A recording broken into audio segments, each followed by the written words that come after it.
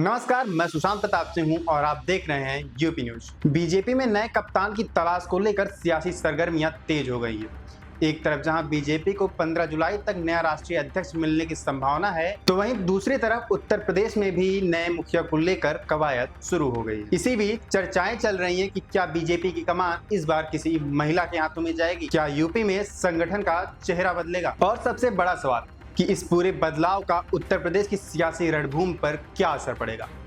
ऐसे में आइए जानते हैं कि बीजेपी के राष्ट्रीय अध्यक्ष का चुनाव कैसे होता है, उसके लिए क्या योग्यताएं चाहिए होती हैं, इस रेस में कौन कौन शामिल है, और क्या यह बदलाव 2027 के यूपी विधानसभा चुनाव की तैयारियों का संकेत है। सबसे पहले आपको बताते हैं कि बीजेपी के राष्ट्रीय अध्यक्ष के चुनाव का नियम क्या है।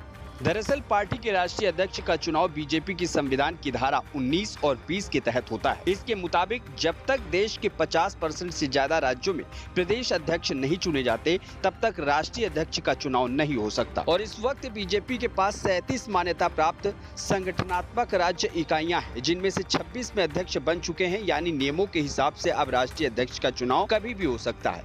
अब सवाल ये है कि इसकी प्रक्रिया क्या है। पार्टी संविधान की धारा 19 और 20 के अनुसार चुनाव तब तक संभव नहीं जब तक प्रस्तावक कम से कम 5 राज्यों से ना हो और उम्मीदवार को 20 से अधिक इलेक्टोरल कॉलेज के सदस्यों को समर्थन ना हो। साथ ही वह कम से कम 15 वर्षों से प्राथमिक सदस्य होना चाहिए। अब जबकि ज्यादातर प्रदेश अध्यक्ष घोषित हो चुके हैं और केंद्रीय चुनाव समिति के गठन की तैयारी हो रही है, तो संभावना है कि आने वाले दिनों में राष्ट्रीय अध्यक्ष को लेकर तस्वीर पूरी तरह साफ हो जाएगी। अब वह जबकि बीजेपी के राष्ट्रीय अध्यक्ष का चुनाव होना है, तो आइए जानते हैं कि इस बार के चुनाव की रेस में कौन कौन है। इस बार भाजपा के राष्ट्रीय अध्यक्ष के लिए जिन नेताओं के नाम सामने आ रहे हैं, वो सिर्फ नेता नहीं, पूरे संगठन का बैलेंस है। इसमें शामिल है शिवराज सिंह चौहान, जो राजनीति और संगठन दोनों में परिपक्व चेहरा है। वहीं मनोहर लाल खट्टर, धर्मेंद्र प्रधान और भूपेंद्र यादव का नाम भी इस रेस में शामिल है। लेकिन इसी बीच एक नाम पूरी चर्चा की दिशा बदल देता है और वो नाम है वित्त मंत्री निर्मला सीतारमण।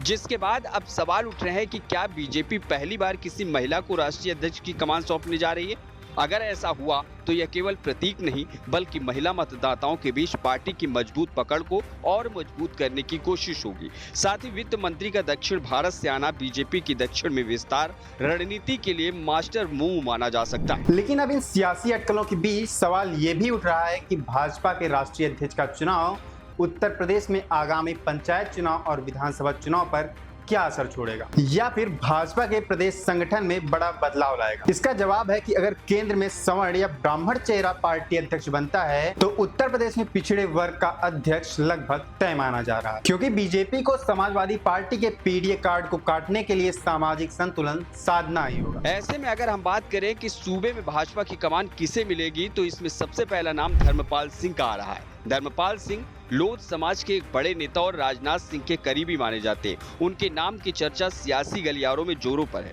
इनके साथ ही बीएल वर्मा, स्वतंत्र देव सिंह, बाबूराम निषाद, साध्वी निरंजन ज्योति जैसे नाम भी इस दौड़ में शामिल हैं।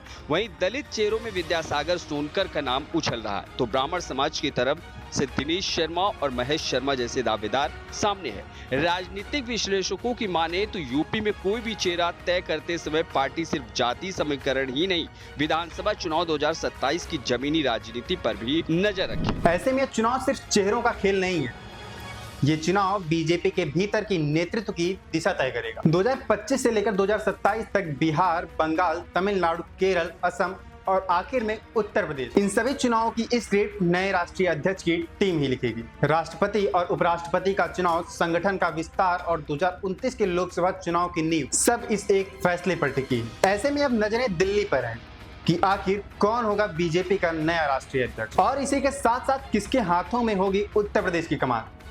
आपको क्या लगता है, हमें कमेंट करके जरूर बताएं।